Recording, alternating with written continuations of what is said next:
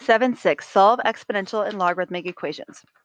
So we have been simplifying exponents and logarithms and manipulating them. We've been graphing them. Now we're going to look at actually solving equations that have these as well. So first, just to give you what a definition of an exponential equation is, it's an equation where the variable is your exponent. So think about those exponential equations we graphed before, a times b to the x power. And now instead of a y, we're going to have some kind of constant so that we can actually solve for x. So that's what we're going to be solving for exponential equations. A property of equality that we use is if we have the same base on both sides, then our exponents are equal if and only if x equals y. And of course, if b is a positive number other than 1. So now we're going to practice that. So in example 1, I need to see if I can get the same base on both sides. So the left-hand side has a 3, the right has 1/9. I want to make those into the same number somehow. So it occurs to me that I could take that 1/9 and I could make it into a 3, because 1/9 is really 1 divided by 3 squared.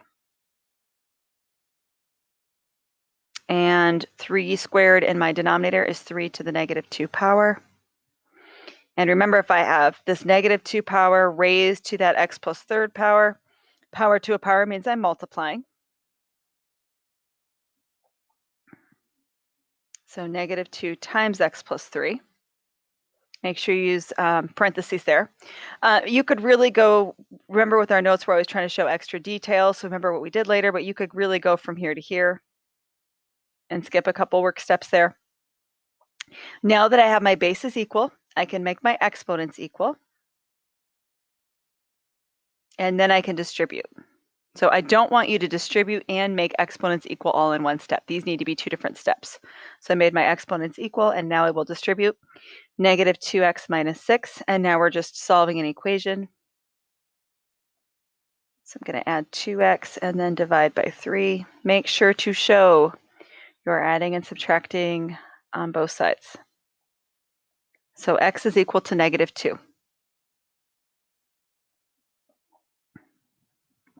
For example 2, we're going to look at something where it's not so easy to get the same base on both sides.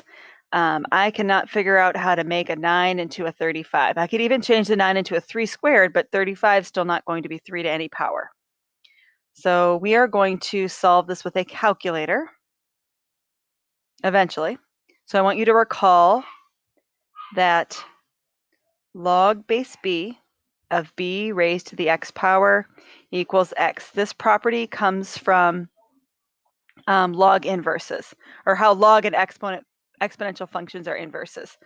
So if I have the base b and then this b raised to that x power, this is always a base, also a base. If those two match, it just kind of cancels out. You have x equals whatever. So because I want to use that property, I want to be able to get at that exponent, I'm going to take a log. And because this is base 9, 9 to the x power, 9 is my base, I'm going to use a log base 9 on both sides. So this is something that we do again when our exponent is a variable. So now on the left, log base 9 of 9, that's, oh, I forgot to do my log on the right, didn't I? Whatever we do on one side, we have to do on the other. So this will be a log base 9 on the right as well. So log base 9 of 9 to the x power is now just x. But now we have a different problem because my calculator does not do log base 9. It does log base 10 and it does natural log. So we're going to have to now use change of base. So I'm going to use a common log, or base 10, for my change of base, which means I will have log of 35. So 35 is that number that's written larger, divided by log of 9. And now I have base 10, I can use a calculator. So this is going to be my calculator ready form. We're going to be checking this on all your problems. And then I have my answer. Now I'm going to use those kind of wavy equal signs to show it's approximately equal to, because as soon as I divide this out in a calculator and I round it, I am now saying it's approximately equal to. And this should be 1.62. So on most things this chapter, we're going to have you do nearest hundredth. So I have 2 parts of my answer. I have my calculator ready form, I have my actual answer. So now we're going to look at Newton's law of cooling, which is just kind of a cool formula that you might see in a chemistry or physics class that we would be able to actually apply the math that we're learning to. So you can see it has an exponent in it. That's why we're using it. And we've got all these different variables. Temperature is T naught, or that T sub 0 thing. We usually call that T naught, is your initial temperature. T sub R is your surrounding temperature. R is your cooling rate of the substance, and then T is time. So you're looking at how long something takes to cool. You're looking at the cooling rate. So on our next example, we're going to actually use this. Hot chocolate's been heated to 90 degrees Celsius. So then that's going to be what we're at right now. That's our initial temperature. It's poured into a mug and placed on a table in a room with a temperature of 20 degrees Celsius. That's our surrounding temperature. This is my cooling rate for the substance. And then they're saying when the time, so we're going to solve for T, is measured in minutes, how long will it take for the hot chocolate to cool to 30 degrees Celsius? So this is going to be my T. So let's just write down that formula up here and then we'll get started. T equals T naught minus TR in parentheses times E, because remember this is continuously cooling. It makes sense that there's an E in here. E to the negative RT power plus T sub R. So let's go through and plug everything in. So where it has temperature, it's the temperature I want it to equal in the end, the 30. And then in parentheses, 90 minus 20 times E raised to that negative. My cooling thing is 0.145 times the T I'm looking for, my temperature, and then plus 20. So we need to work on getting that T by itself. So we'll start by subtracting 20 so that we have 10. And then let's also go ahead and subtract this. 90 minus 20 is 70.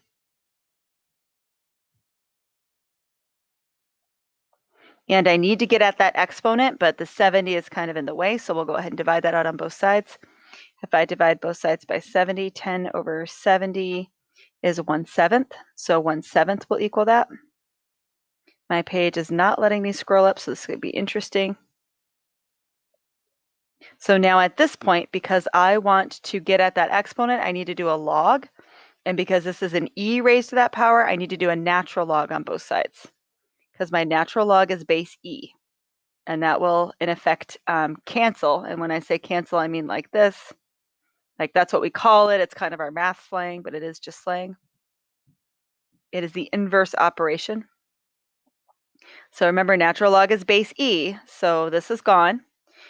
So now I have natural log of 1/7 equals negative 0.145t. And I'm not finding the natural log of 1/7 yet, am I? I'm trying to find that calculator-ready form. So I'm going to divide both sides by negative 0.145. And then I want to rewrite it once as my pretty calculator-ready form. And you can just leave it right like that. We could simplify it. We could make this like a fraction times the natural log of 1/7, but it's just fine the way it is. This is my calculator-ready form. And then I actually need to use a calculator. And let's see, it doesn't tell us how many decibels, so we'll just do nearest tenth again. And you should get approximately 13.42. And then in my formula, it says that T was minutes. So I'm going to answer my question now, about 13.42 minutes.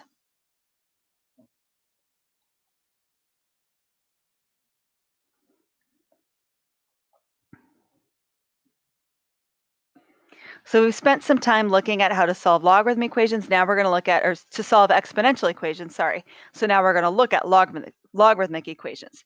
So logarithmic equations are just what you think. They're equations that involve logarithms of variable expressions. So if I have a log of a variable, then I am solving a logarithmic equation. So just like that other one, we have this log base b of x equals log base b of y, if and only if x equals y.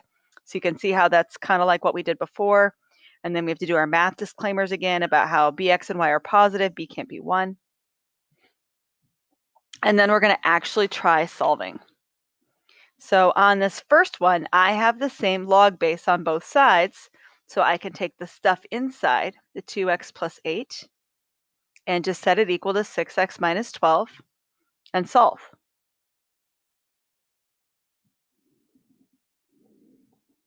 Now I know I can't take logs of negative numbers. So one thing I always want to pay attention to when I'm solving a logarithmic equation is that if I put it back into the beginning, I don't have any issues with now having logs of negatives.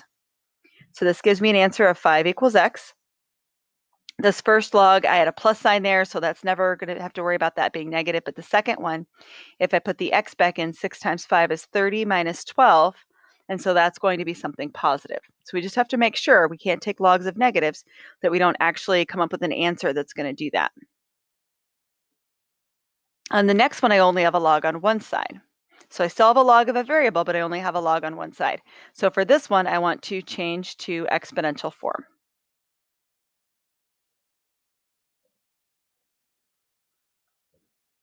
And there's other ways of doing this. The other thing that you could do is you could think of raising both sides as a power. I'll show you both methods. So exponential form is just like we did before. This says, well, 7 squared must equal this. And you go through and solve. Sometimes this is hard for people to remember. It's easier for them to just do something on both sides. And so the other way that we could solve this, and so let's make a note over here. This is using exponential form as one way to solve. The other way is by applying, let's see, this is base 7. So we could also recall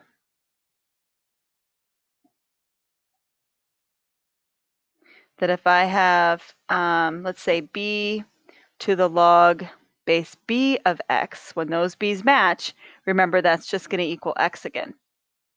So the other thing that I could do is I could say, well, this is a log base 7, so I'm going to raise both sides as an exponent. So that would mean I would have 7 to the log base 7 of 3x minus 2 equals 7 squared.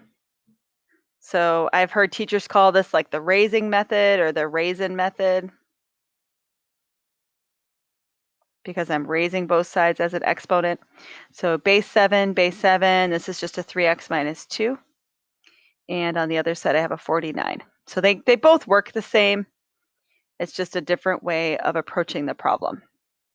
So I kind of like the one on the right because it's really using inverses. You're thinking about how if I have a log, the inverse is an exponent. And then the other one is just using that exponential form. So I think both are really great ways to problem solve.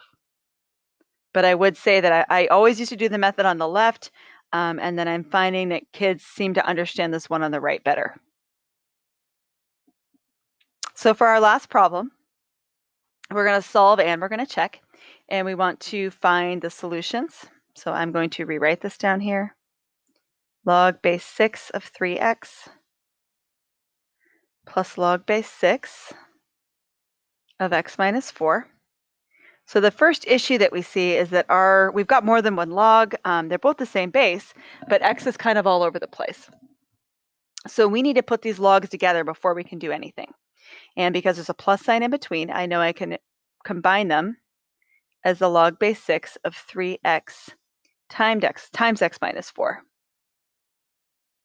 So now I could either use my exponential form or I could do the raisin thing on both sides. Let's do 6 raised to the log base 6 of, I am just kind of writing all over the place today. We'd be multiplying the 3x and the x minus 4 equals 6 squared. So on the left, log base 6, or 6 raised to the log base 6 power. Those are just, I'm not saying that right. 6 raised to the log base 6 of the 3x times x minus 4. Because these bases match, it's just gone. So we end up with 3x times x minus 4 So this isn't an exponent or anything weird anymore. It's just there. 6 squared is 36.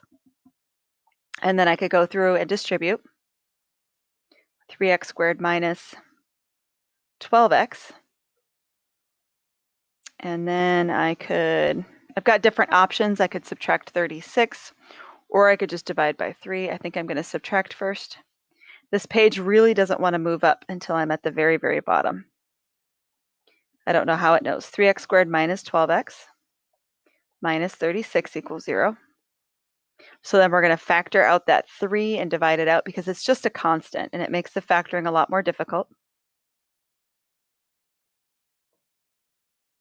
Then divide by 3 because, again, it's just a constant. If there was an x with it, we wouldn't be able to do that. It would give us another solution, but it's just a constant. And 0 divided by 3 is just 0. So we have an equivalent equation. And now we need to solve, so we'll factor. We're so happy when we get to the factoring point on these.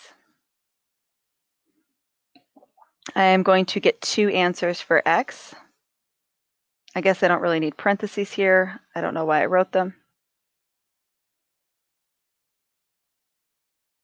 And we know that we cannot take logs of negatives, so we'll have to go back and kind of check this through.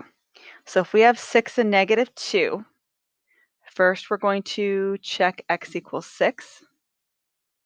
So that means I go back to the beginning. So I'll have log base 3, or log base 6 of 3 times 6 plus log base 6 of, let's see, 6 minus 4. And this one's not going to give me any logs of negatives, so I know it's going to work. Log base 6 of 18 plus log base 6 of 2. And then I know I could, because these logarithms are being added, I could multiply 18 times 2 is 36. And then at this point, hopefully you can see log base 6 of 36. Well, 36 is 6 squared. And so this cancels. We just get 2 equals 2. So now we want to go through and we want to check x equals negative 2. And I know you can't see my other problem earlier to know where to substitute, but I have it written on paper, fortunately. So this would be log base 6 of, let's see, 3x, so 3 times negative 2. And then plus log base 6 of, let's see, x minus 4, so negative 2 minus 4. You can already see we're running into trouble because I can't have logs of negatives. So this is just not possible. So the x equals negative 2 will be extraneous. And our only solution here will be x is equal to 6. It looks like I lied. We have one more math problem.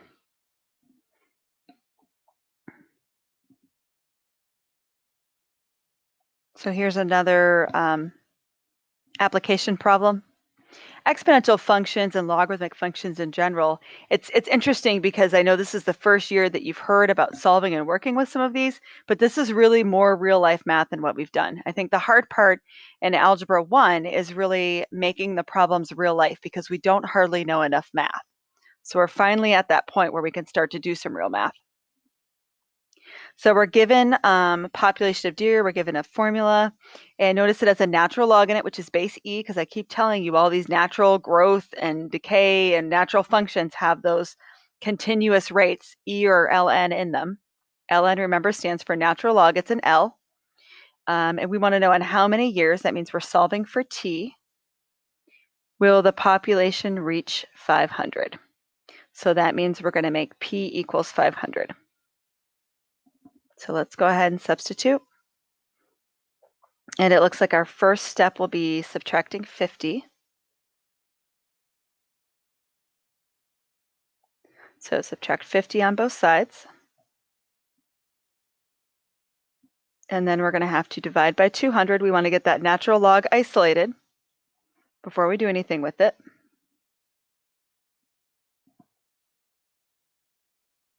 let's see, 45 over 20. We could divide that both by 5 still, and we'll have 9/4. And then we have natural log t plus 1. So now, because I have a natural log, which is a base e, if we're going to solve both sides with that raisin method, I would have e raised to the 9/4 power. Might be easier to do this as a decimal since it's even. 8/4 would be 2, so this is going to be 2.25, 2 1/4. If this wasn't an even number, I would leave it a fraction, but it's a decimal that I don't have to round. If it was 1/3, I wouldn't round it, right? So since this is something that just stops, it's a terminating decimal, I can do that. And then on the other side, e raised to the natural log of t plus 1 power. So natural log is base e. This is a base of e, so gone. So now I have e to the 2.25 power equals t plus 1. And then I'm going to subtract 1 again. So remember, we're trying to get t by itself into that calculator-ready form. So my calculator-ready form is e to the 2.25 power minus 1.